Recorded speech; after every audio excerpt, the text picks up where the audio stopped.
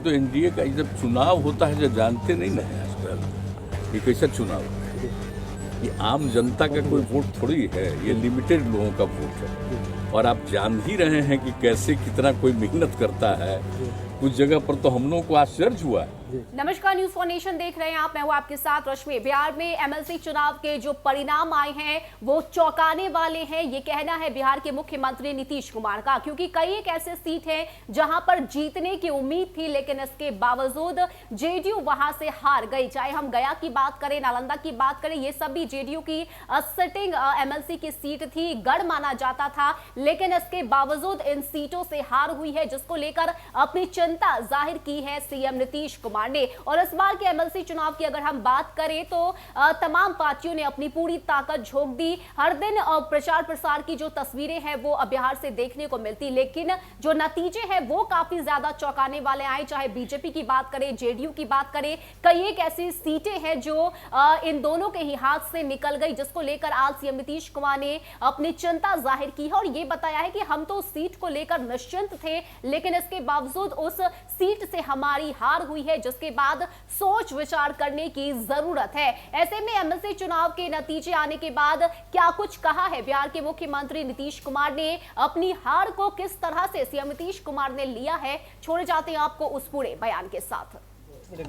इसका नामकरण हमने सम्राट अशोक कन्वेंशन केंद्र दिया था और उसके लिए सम्राट अशोक के जितने बहुत सारे लोग जिनकी चर्चा करते थे उन लोगों ने हमसे मुलाकात की।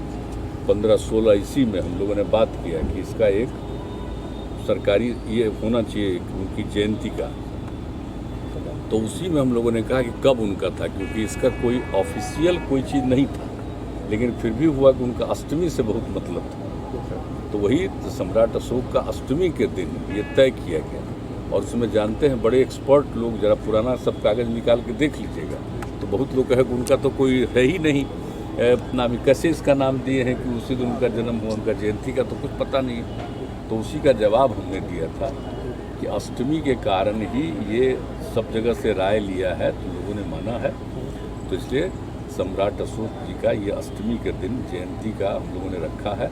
और इस दिन आप जानते ही हैं कि सरकारी तौर पर एक दिन के उपवास कर दिया था हम लोगों ने, प्रावधान अवकाश कर दिया था, तो हमने उसी समय प्रावधान।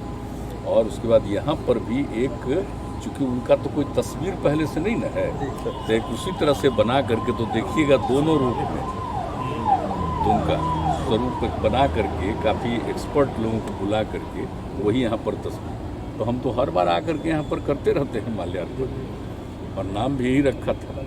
तो अभी हमने सोचा कि भाई नहीं, इनका सम्राट अशोक कन्वेंशन केंद्र में यहाँ लगा दिए हैं।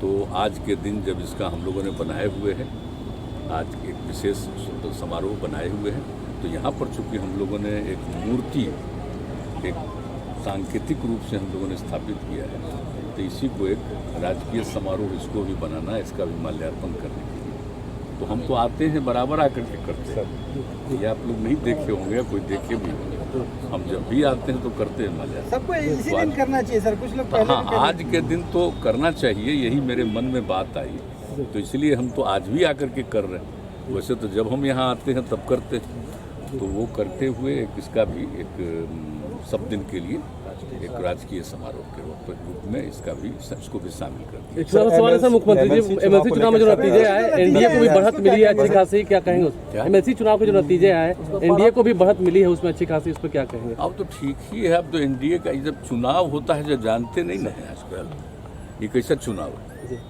ये आम जनता का कोई वोट थोड़ी है, ये लिमिटेड लोगों का वोट है। और आप जान ही रहे हैं कि कैसे कितना कोई मेहनत करता है। कुछ जगह पर तो हम लोगों को आश्चर्य हुआ है, जहाँ पर कि उम्मीदवार जो था वो कह रहा था